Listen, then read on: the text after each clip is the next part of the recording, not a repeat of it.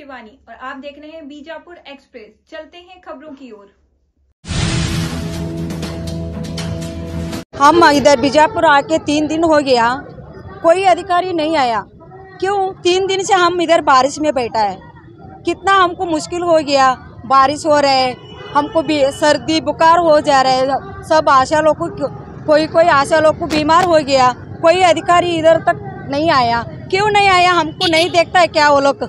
कितना दिन से हम 3 दिन से बैठा इधर, खाना क्या मच्छर काटता है का, कोई इधर गाड़ी उड़ी चलाता है। हम लोग कितना मुश्किल में बैठा इधर, कोई अधिकारी यहाँ तक नहीं आया। क्यों नहीं आया? हम नहीं दिखाते क्या उनको आँख में? उनको वो क्या बोलता है, डीसी का घर का सामने ही बैठा हम 3 दिन से, वो नहीं देखता है क्या? देखना चाहिए ना। हम लोग का कितना परेशान हो रहे हैं, क्यों नहीं देखेगा सर? कम से कम आपका हाल आँख नहीं दिखाते क्या? हम लोग कितना दिन से बैठा, 3 दिन हो गया आज से, कोई भी नहीं आ रहा है, अधिकारी कोई नहीं आ रहा है। क्यों नहीं आ रहा है? आना चाहिए। आज नहीं आएगा तो हम लोग फिर आगे चलेगा। हमको न्याय चाहिए।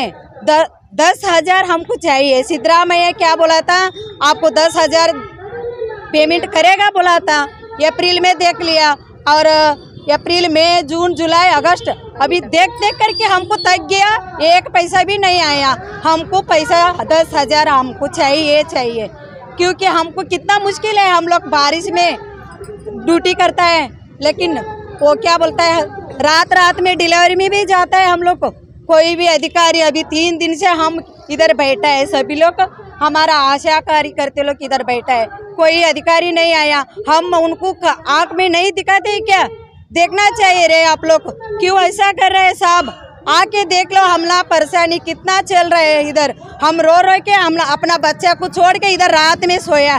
हाँ, बारिश में भी खड़ा हो गया, अपना सब बच्चा लोग को, अपना पति को छोड़कर सभी लोग आ गया। हमको आंखों से पानी आ रहा है साहब, आप देख लो। कम से कम आकर हमको एक बात भी बता दो। नहीं होगा तो आप नहीं बताएगा ना, हम आगे जाएगा। यही बात करने के लिए हम वो क्या बोलते हैं, वो बागेवाड़ी तालुक, बसवन बागेवाड़ी तालुक हुई निपरी PSC से आया मैं। देख लो साहब, और आगे नहीं बताएगा। आप ही देख लो, आप बड़ा लोग है, हम छोटा लोग है, हमका परेशानी देख लो साहब। हम ज़्यादा नहीं बोल रहा, आप बड़ा लोग है, हम आपका आगे, हम छोटा है। आके देख लो साहब, ज़्यादा नहीं बोलती हूँ मैं। मेरा नाम इंदिरा है। हाँ जी, हम हुई निपरी की PSC, गांव अंबलनूर। हम 3 दिन से यहाँ धूप और परेशानी, बरसात पानी ऐसा है, घर के लोग सब बच्चे सब छोड़ के यहाँ बैठे हैं। हम आपके आंखों में दिख रहे नहीं, हमारी तनख्वाह बढ़ाई है, फिर भी हमें तुमसे बहुत नहीं अमाउंट मांग रहे नहीं। फिर भी हम कितना काम कर सकते हैं उतना हमारी पेमेंट बढ़ाई है। हमारी तकलीफ आपको नहीं समझ रही, समझो, हमारी तकलीफ देखो, हमारे तरफ देखो, फिर भी हमारी परेशानी देखिए। हमारी ज़िंदगी गुजारने की तुम तनख्वाह देते हो, वो 5,000 हमको नहीं चाहिए, हमको तनख्वाह 10,000 चाहिए। हमारी हर परेशानी दूर होने के लिए हम ना 10,000 चाहिए। सकीना जकाती बबलेश्वर PSC सारवाड़ ग्राम। 3 ದಿನ ಆಯ್ತ್ರಿ ನಾವು ಇಲ್ಲಿ ಕೂತ್ಕೊಂಡು ಹೋರಾಟ ಮಾಡಕತ್ತೀವಿ. ಎಷ್ಟು ಹೆಣ್ಮಕ್ಳ ಜೀವನ ಎಷ್ಟಂತ ಕಷ್ಟ ಕೊಡ್ತೀರಿ ಸರ್ ನೀವು? ಬೆಂಗಳೂರಲ್ಲಿ ಒಂದು ವಾರ ಸ್ಟ್ರೈಕ್ ಮಾಡಿದ್ವಿ, ಅಲ್ಲೇನು ಘೋಷಣೆ ಮಾಡಿದ್ರಿ 10,000 ಮಾಡ್ತೇವೆ, 10,000 ಮಾಡ್ತೀವಿ, ನಿಮ್ಗೆ ಹೆಣ್ಮಕ್ಳ ತಂದೆ ನಾನು ಬಡವರ ಬಂಧು ಅಂತ ಹೇಳಿದ್ರಿ. ಎಲ್ಲೈತಿ ಸರ್ ನ್ಯಾಯ ನಿಮ್ಮದು? ಸರ್ ನಾವು 3 ದಿನ ಮಳೆ ಚಳಿ ಗಾಳಿ ಬಿಸಿಲು ಸೊಳ್ಳೆ ಎಷ್ಟು ಕಡಿತಾವೆ ಸರ್, ಇಲ್ಲಿ ಏನು ಅಂದೇ ನಾವು ಕೂತಿದ್ದೀವಿ ಸರ್. ನೀವು ಕರುಣೆ ಇಲ್ವಾ ಸರ್ ನಿಮಗೆ? ಮಕ್ಕಳು ಮರಿ ಚಿಕ್ಕ ಮಕ್ಕಳು ಜ್ವರ ಅಂದೇ ನಾವು ಬಿಟ್ಕೊಟ್ಟು ಬಂದು 3 ದಿನ ಕೂತಿದ್ದೀವಿ ಸರ್. ನಮಗೆ ಒಂದು ಕೆಲಸನೂ ಕೂಡ ನಮ್ಮನ್ನು ಬಿಡ್ಲಾರೆ, ಎಲ್ಲ ಕೆಲಸಕ್ಕೂ ನಾವು ಆಶಾ ಬನ್ನಿ. ಡೆಂಗು ಆಯ್ತಾ ಆಶಾ ಬರ್ರಿ, ಎಲ್ಲದೇ ಆಶಾ, ನೀ ಏನು ಕೆಲಸ ಮಾಡಿದ್ವಿ? ಒಂದು ಡೆಂಗು ಬಂದರು, ಚಿಕನ್ ಗುಂಡೆ ಬಂದರು ನಾವು ಬೇಕು ಸರ್. ಈಗ ಯಾಕೆ ನಾವು ಬೇಡವಾ ಸರ್? ನಾವು ಬೇಕಾಗಿಲ್ವಾ ಸರ್? ನಮಗೆ ಈಗ ಕೆಲಸ ಪಗಾರ ಏನು ಬೇಕಾಗಿಲ್ವಾ ನಮಗೆ? 3 ದಿನ ಆಯ್ತು ಸರ್ ನಾವು ಇಲ್ಲಿ ಕೂತ್ಕೊಂಡು, ಅಲ್ಲಿ ಓಡಾಡ್ತಿಲ್ಲ. ಇಲ್ಲೇ ಅಧಿಕಾರಿಗಳ ಮನೆ ಮುಂದೆ ಕೂತು ಧರಣಿ ನಡೆಸಿದ್ದೀವಿ ಸರ್ ನಾವು 3 ದಿನದಿಂದ. ನಮಗೆ ಯಾಕೆ ಬರ್ತಾ ಇಲ್ಲ ಸರ್? ಇವತ್ತು 3ನೇ ದಿನ ಸರ್, ನಾವು ರಾತ್ರಿ ಹೋರಾಟ ಮಾಡಿದ್ದೀವಿ ಸರ್. ಮಕ್ಕಳು ಅಂದೆ ಚಳಿ ಅಂದೆ ಮಕ್ಕಳು ಕಟ್ಕೊಂಡ್ ಬಂದಾರ ಸರ್ ಎಷ್ಟೋ ಜನ, ಇಲ್ಲಿ ಗೊತ್ತಾಗಲ್ವಾ ಸರ್ ನಿಮಗೆ? ಶೋಭಾ ರೀ ಸರ್ ಹೋಗಿ ಪ್ರೀ ಪಿ ಎಸ್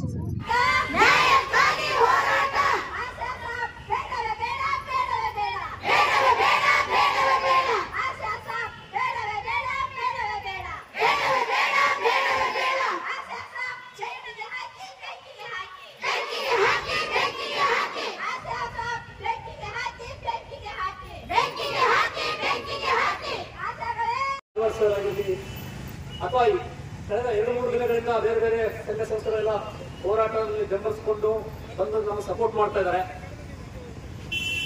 ಪ್ರಧಾನ ಸರ್ ಮಾತನಾಡಿದ್ರು, ಒಂದು ಬಂಡವಾಳಶಾಹಿ ವ್ಯವಸ್ಥೆ 94ರಿಂದ ಜಾಗತೀಕರಣ ಉದಾರೀಕರಣ ನೀತಿಗಳಿಂದ ಈ ಕಾರ್ಮಿಕ ವಿರೋಧಿ ಪಾಲಿಸಿಗಳು ಬರ್ತಾ ಇದಾವೆ ಅಂತ ಹೇಳಿ. ಈ ಹಿಂದೆ 94ರಲ್ಲಿ PV ನರಸಿಂಹರಾವ್ ಅವರು ಪ್ರೈಮ್ ಮಿನಿಸ್ಟರ್ ಇದ್ರು, ಮನಮೋಹನ್ ಸಿಂಗ್ ಅವರು ಫೈನಾನ್ಸ್ ಮಿನಿಸ್ಟರ್ ಆಗಿದ್ರು. ಅವರು ತಂದಿರತಕ್ಕಂಥ ಪಾಲಿಸಿ, ಅದಾದ ಮೇಲೆ ಬಂದಿರತಕ್ಕಂಥ ಜಾಗತೀಕರಣ, ಖಾಸಗೀಕರಣ, ಉದಾರೀಕರಣ ನೀತಿಗಳಿಂದ ಅನುಗುಣವಾಗಿ ಕಾರ್ಮಿಕರ ಬದುಕು ದುಸ್ತರವಾಗ್ತಾ ಇದೆ. ಇಡೀ ಸಾಮಾನ್ಯ ಜನ ಜಗತ್ತಿನಾದ್ಯಂತ ಧ್ವನಿ ಎತ್ತಾನೆ ಇದ್ದಾರೆ. ಅವರು ತಮ್ಮ ಹಕ್ಕುಗಳಿಗೋಸ್ಕರ ನಾವು ಇಲ್ಲಿ ಅಟ್ಲೀಸ್ಟ್ ಸಂಬಳಕ್ಕೋಸ್ಕರ ಆದ್ರೂ ಧ್ವನಿ ಎತ್ತಾ ಇದೀವಿ, ನಮ್ಮ ಹಕ್ಕುಗಳಿಗೋಸ್ಕರ. ಇನ್ನು ಕೆಲವು ದೇಶಗಳಲ್ಲಿ ಇವತ್ತಿನ ದಿವಸ ಅಟ್ ಎ ಪ್ರೆಸೆಂಟ್ ನಾವೆಲ್ಲಿ ಹಿಂಗೆ ಅಂಬೇಡ್ಕರ್ ಸರ್ಕಲ್ ಕೂತ್ಕೊಂಡು ಪ್ರತಿಭಟನೆ ಹಕ್ಕನ್ನು ಹೋರಾಟ ಮಾಡ್ತಿದ್ವು, ಇದೇ ಸಂದರ್ಭದಲ್ಲಿ ಇವತ್ತು ಬೇರೆ ಬೇರೆ ದೇಶಗಳಲ್ಲಿ ಪ್ಯಾಲೆಸ್ಟೈನ್ ಆಗಿರಲಿ ಅಥವಾ ಇತರೆ ಸಾಮ್ರಾಜ್ಯಶಾಹಿ ರಾಷ್ಟ್ರಗಳ ಆಕ್ರಮಣಗೊಂಡಿರ್ತಕ್ಕಂಥ ಸಣ್ಣ ಪುಟ್ಟ ರಾಷ್ಟ್ರಗಳನ್ನಾಗಿರಲಿ, ಅಲ್ಲಿ ಜನ ಯಾವುದಕ್ಕೋಸ್ಕರ ಹೋರಾಟ ಮಾಡ್ತಾ ಇದ್ದಾರೆ ಗೊತ್ತಾ? ಬದುಕಿಗೋಸ್ಕರ, ಬಟ್ಟೆ ತುಂಬಾ ಊಟಕ್ಕೋಸ್ಕರ. ಲಾಸ್ಟ್ ಟೈಮ್ ನಾನು ನಿಮಗೆ ಒಂದು ಉದಾಹರಣೆ ಕೊಡ್ತೀನಿ. ಉಕ್ರೈನ್ ಮೇಲೆ ರಷ್ಯಾ ಯುದ್ಧ ಮಾಡಿದಾಗ ಅವರು ಒಂದು ಬಾಂಬ್ ಹಾಕಿರೋ ಜಾಗ ಯಾವುದಪ್ಪ ಅಂತಂದ್ರೆ ರಂಗಮಂದಿರದ ಮೇಲೆ. ಆ ರಂಗಮಂದಿರದಲ್ಲಿ ಯಾರಿದ್ರು ಅಂದ್ರೆ ವಯಸ್ಸಾಗಿರೋ ವೃದ್ಧರು, ಮುದುಕರು, ಸಣ್ಣ ಮಕ್ಕಳು, ನಿರಾಶ್ರಿತರ ಶಿಬಿರ ತರ ಇರ್ತಕ್ಕಂತ ಒಂದು ರಂಗಮಂದಿರ. ಅದ್ರ ಮೇಲೆ ಬಾಂಬ್ ಹಾಕಿ ಎಲ್ಲರೂ ಕೊಂದ್ರು. ಆಮೇಲೆ ಮೊನ್ನೆ ಇತ್ತೀಚೆಗೆ ಪ್ಯಾಲೆಸ್ಟೈನ್ ಅಲ್ಲಿ ಒಂದು ಬಾಂಬ್ ಹಾಕಿದ್ರು, ಗೋಲಿಬಾರ್ ಆಯ್ತು, ಸೈನಿಕರ ಅಟ್ಯಾಕ್ ಮಾಡ್ಕೊಂಡ್ರು. ಅಲ್ಲಿ ಒಮ್ಮೆ 30 ಜನ ಸತ್ರು. ಯಾರಪ್ಪ ಅದರ 30 ಜನ ಈ ನಿರಾಶ್ರಿತರ ಶಿಬಿರಗಳು ಮಾಡಿದ್ರು. ನಿರಾಶ್ರಿತ ಶಿಬಿರಗಳಲ್ಲಿ ಊಟದ ಪಾಕೆಟ್ ಬೇಕು ಅಂತ ಕ್ಯೂ ಅಲ್ಲಿ ನಿಂತ್ಕೊಂಡಿರೋ ಸತ್ರು. ಅದರಲ್ಲಿ 12 ಜನ ಮಕ್ಕಳು 13 ವರ್ಷದ ಕೆಳಗಿರೋರು. ಮನೆ ಇಲ್ಲ, ಮಠ ಇಲ್ಲ, ಕುಡಿಯೋದಕ್ಕೆ ನೀರಿಲ್ಲ, ಸಂಜೆ ಊಟ ಎಲ್ಲಿ ಮಾಡ್ತೀವಿ ಗೊತ್ತಿಲ್ಲ, ಬೆಳಗಿನ ಊಟ ಆಗುತ್ತೋ ಇಲ್ಲೋ ಗೊತ್ತಿಲ್ಲ, ಮಧ್ಯಾಹ್ನ ಒಂದು ತಾಸು ಆಮೇಲೆ ಜೀವ ಇರುತ್ತೋ ಅಥವಾ ಹೋಗುತ್ತೋ ಇದನ್ನು ಗೊತ್ತಿಲ್ಲ. ಇಂತಹ ಸ್ಥಿತಿನಲ್ಲಿ ಇವತ್ತು ಜಗತ್ತಿನಾದ್ಯಂತ ಹೋರಾಟಗಳು ಬಿಗುಲು ಹೇಳ್ತಾ ಇದ್ದಾರೆ. ಸ್ವತಃ ಅದಕ್ಕೆ ಅವರು ಹಿರಿಯ ಸಾಹಿತಿಗಳು, ಅವ್ರ ಲೇಖನ ನೀವು ಅವಾಗ ಪತ್ರಿಕೆಗಳೆಲ್ಲ ಓದ್ತಿರ್ತೀರಿ, ಅದ್ಭುತ ಬರಹಗಾರರು. ಸೊ ಅವರು ನಮ್ಮನ್ನು ಉದ್ದೇಶಿಸಿ ಮಾತಾಡ್ಬೇಕು. ನಮ್ಮ ಒಂದೇ ಒಂದು ರಿಕ್ವೆಸ್ಟ್ ಅವ್ರು ಬಹಳ ಕಡಿಮೆ ಮಾತಾಡ್ತಾರೆ. ಅದಕ್ಕೋಸ್ಕರ ನಾನು ಇವತ್ತು ಅವ್ರ ಬಳಿ ರಿಕ್ವೆಸ್ಟ್ ಮಾಡ್ಕೊಂಡ್ರು, ಪ್ರತಿ ಸಲ ಎಷ್ಟು ಮಾತಾಡ್ತಾರೋ ಅವ್ರು 2 ಪಟ್ಟು ಮಾತಾಡ್ರಿ ಅಂತ ನಾನು ರಿಕ್ವೆಸ್ಟ್ ಮಾಡ್ತೀನಿ. ವೇದಿಕೆಯಲ್ಲಿರುವ ನಿಮ್ಮ ನಾಯಕರಿಗೂ ಎಲ್ಲ ಆಶಾ ಕಾರ್ಯಕರ್ತರಿಗೂ ನನ್ನ ಹೃತ್ಪೂರ್ವಕ ನಮಸ್ಕಾರ.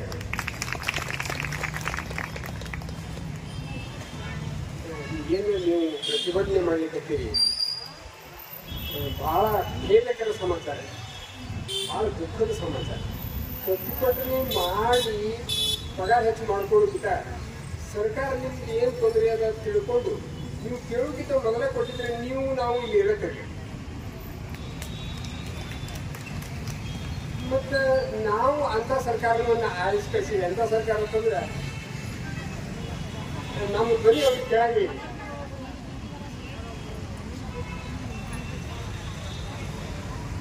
ಒಂದು ಮಾತದ, ಮಗು ಸಹಿತ ಅಳ್ಳಾರ ತಾಯಿ ಹಾಲು ಕುಡಿಸಂಗಿಲ್ಲ.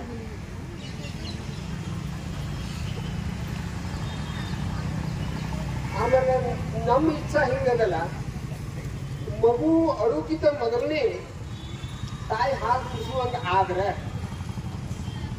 ಆಶಾ ಕಾರ್ಯಕರ್ತರು ಇಲ್ಲೇನು ಕುಳ್ತಾರೆ, ಒಂದು 2-3 ದಿವಸ ಆಯ್ತು, 3 ದಿವಸ ಆಯ್ತು. ನೀವು ಇಲ್ಲಿಂದ ಏಳೋಕ್ಕಿಂತ ಮೊದಲೇ ನಿಮ್ಮ ಅಕೌಂಟಿಗೆ ನೀವು ಬೇಡುವಷ್ಟು ಹಣನ ಸರ್ಕಾರ ಜಮಾ ಮಾಡಿದ್ರೆ ಬಹುಶಃ ನೀವು ಮತ್ತೆ ಪ್ರತಿಭಟನೆ ಮಾಡಂಗಿಲ್ಲ. ಆ ಕಾರ್ಯವನ್ನು ಸರ್ಕಾರ ಮಾಡಲಿ ಅಂತ ಹೇಳಿ ನಿಮ್ಮೆಲ್ಲರ ಪರವಾಗಿ ನಾನು ಸರ್ಕಾರವನ್ನು ಒತ್ತಾಯಿಸಿದೆ.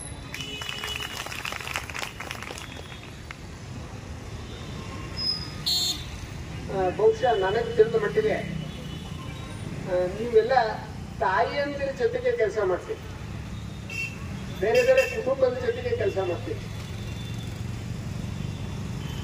ನಿಮ್ಮ ಹೆಸರೇ ಒಂದು ನಮೂನಿ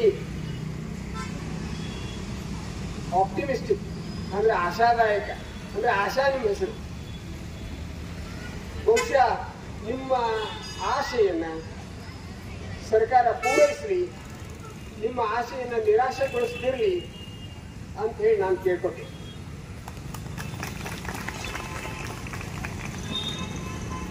ಇದೀಗ 7 ತಿಂಗಳಾಗಿದೆ. ನಿಮ್ಮ ಅಳು ಸರ್ಕಾರಕ್ಕಾಗಲಿ ಅಧಿಕಾರಿಗಾಗಲಿ ಇನ್ನೂ ಕೇಳಿಸಿಲ್ಲ. ಅದಕ್ಕಂತ ಹೇಳಿ ನೀವು ಬಿಜಾಪುರ ಬೆಂಗಳೂರಿಗಿಂತ ಬಹಳ ದೂರ. ಬೆಂಗಳೂರಾಗ ನಿಮ್ಮ ಅಳು ಕೇಳಿಸಿ ಅದೇನೋ 10,000 ಕೊಡ್ತೀವಿ ಅಂತೇನೋ ಅವರು ಆಶ್ವಾಸನೆ ಕೊಟ್ಟಾರೆ. ಮತ್ತೆ ಇಡೀ ಬಿಜಾಪುರದಿಂದ ಬೆಂಗಳೂರಿಗೆ ಬಳಿ ಕೇಳಬೇಕು ಅಂತಂದ್ರೆ ಹೋರಾಟ ಅಂತಕ್ಕಂಥದ್ದು ಎಲ್ಲರಿಗೂ ಕೂಡ ಈ ಒಂದು ಶೋಷಿತ ಸಮುದಾಯದ ಹೆಣ್ಣು ಮಕ್ಕಳಾಗಿರ್ಬೋದು, ಕೆಲಸ ಮಾಡ್ತಕ್ಕಂಥ ಕಾರ್ಮಿಕರಿಗಾಗಿರ್ಬೋದು ಒಂದು ಮರೀಚಿಕೆ ಆಗಿದೆ ಅಂತೇಳಿ ನಾವು ಇವತ್ತೆಲ್ಲರೂ ಕೂಡ ಭಾವಿಸ್ತಾ ಇದ್ದೀವಿ. ಅಂತ ಒಂದು ಸಂದರ್ಭದಲ್ಲಿ ಮಳೆ ಬರಲಿ, ಬಿಸಿಲು ಬರಲಿ, ಚಳಿ ಬರಲಿ, ಏನೇ ಆದ್ರೂ ಕೂಡ ನಾವು ಧೈರ್ಯದಿಂದ ಮುನ್ನುಗ್ತೀವಿ. ನಮ್ಮ ಒಂದು ಹಕ್ಕನ್ನು ನಾವು ಪಡಿತೀವಿ ಅಂತೇಳಿ ನಿಮ್ ಜೊತೆಗೆ ನಿಂತಿದಾರಲ್ಲ, ಆ ಕಾರಣಕ್ಕಾಗಿ ಅವ್ರಿಗೆಲ್ಲರೂ ಕೂಡ ನಾನು ಅಭಿನಂದಿಸ್ತೇನೆ. ಇವತ್ತು ಆಶಾ ಕಾರ್ಯಕರ್ತರು ಎಲ್ಲರೂ ಕೂಡ ನೀವೆಲ್ಲರೂ ಕೂಡ ಇವತ್ತು ಬೀದಿ ಮೇಲಿದ್ದೀರಿ. ನೀವು ಸಂರಕ್ಷಣೆ ಮಾಡಿದಂತಹ ವಿದ್ಯಾರ್ಥಿ ಯುವ ಜನರು ಇವತ್ತು ಒಳ್ಳೆ ಒಳ್ಳೆ ಆಫೀಸರ್ ಆಗಿದ್ದಾರೆ, ಈ ದೇಶವನ್ನು ಮುನ್ನಡೆಸ್ತಾ ಇದ್ದಾರೆ. ಇವತ್ತು ಅವರೆಲ್ಲರೂ ಕೂಡ ಒಂದು ಒಳ್ಳೆ ರೀತಿಯ ಒಂದು ಜೀವನ ಕಳಿಸ್ತಾ ಇದಾರಪ್ಪ ಅಂತಂದ್ರೆ ಅದಕ್ಕೆಲ್ಲ ಕಾರಣ ನೀವು. ಇವತ್ತು ಒಂದು ಗ್ರಾಮ ಆಗಿರ್ಲಿ, ಒಂದು ನಗರ ಆಗಿರ್ಲಿ, ಯಾವುದೇ ಒಂದು ನಗರದಲ್ಲಿ ಏನಾದ್ರೂ ಒಂದು ದುರ್ಘಟನೆ ಏನಾದ್ರೂ ಸಂಭವಿಸಿದ್ರೆ ಪೊಲೀಸ್ ಆಗಿರ್ಬೋದು, ಡಾಕ್ಟರ್ ಆಗಿರ್ಬೋದು, ಆ ಘಟನೆ ಆದಂತ 1-2 ದಿವಸಿಗೆ ಕೆಲವು ಗಂಟೆಗಳ ನಂತರ ಬರ್ಬೋದು. ಆದ್ರೆ ಮೊದಲನೇದಾಗಿ ಅಲ್ಲಿ ಇರ್ತಕ್ಕಂಥ ಅವರು ಸೇವೆ ಮಾಡ್ತಕ್ಕಂಥ ಕೆಲಸ ಮಾಡ್ತಿರ್ತಕ್ಕಂಥವ್ರು ಎಲ್ರು ನೀವು, ಅದಕ್ಕೆಲ್ಲರೂ ಕೂಡ ಸಾಕ್ಷಿ ನೀವು. ಇಂಥ ಒಂದು ಕೆಲಸ ಮಾಡ್ತಕ್ಕಂಥ ನಮ್ಮ ಆಶಯ ದಾಯಕವನ್ನ ನೀಗಿಸುವಂತಹ ನಿಮ್ಮಗಳ ಕೆಲಸವನ್ನ ಈ ಸರ್ಕಾರ ಮೊದಲು ಮಾಡಬೇಕಾಗಿತ್ತು. ಆದ್ರೆ ದುರ್ದೈವ ಇವತ್ತು ಆಶಾ ಕಾರ್ಯಕರ್ತರನ್ನ ಇವತ್ತು ಕಡೆಗಣಿಸ್ತಾ ಇದ್ದಾರೆ. ಆ ಒಂದು ಕಡೆಗಣಿಸಿದ ಶಕ್ತಿಯನ್ನ ಮುಂದಿನ ತೀರ್ಮಾನಗಳಲ್ಲಿ ನಾವು ಎಲ್ಲರೂ ಕೂಡ ಅವ್ರಿಗೆ ತೋರಿಸುವಂತ ಕೆಲಸ ನೀವೆಲ್ಲರೂ ಕೂಡ ಮಾಡ್ಬೇಕಂತೇಳಿ ಈ ಹೋರಾಟದ ಮೂಲಕ ಅವ್ರಿಗೆ ಆಗ್ರಹಿಸ್ತಾ ಇದ್ದೀನಿ. ಯಾವುದೇ ಒಬ್ಬ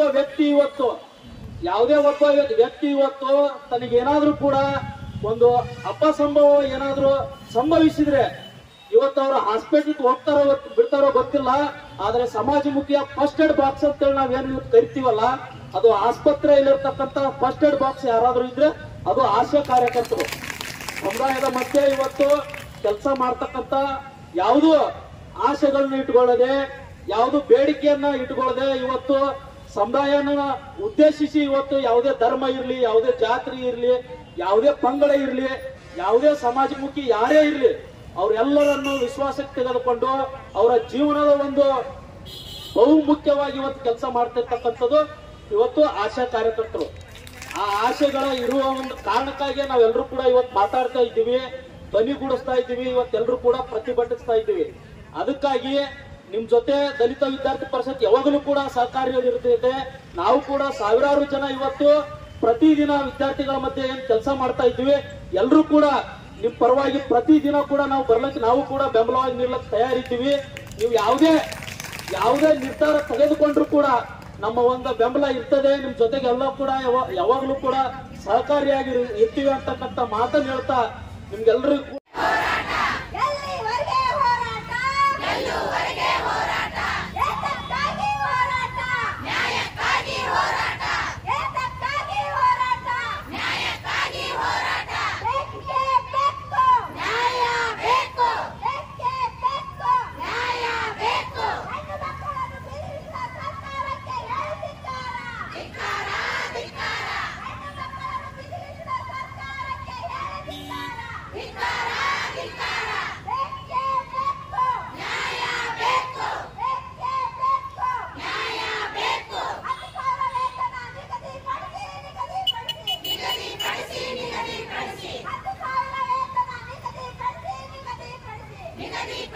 ನಿಗದಿಪಡಿಸಿ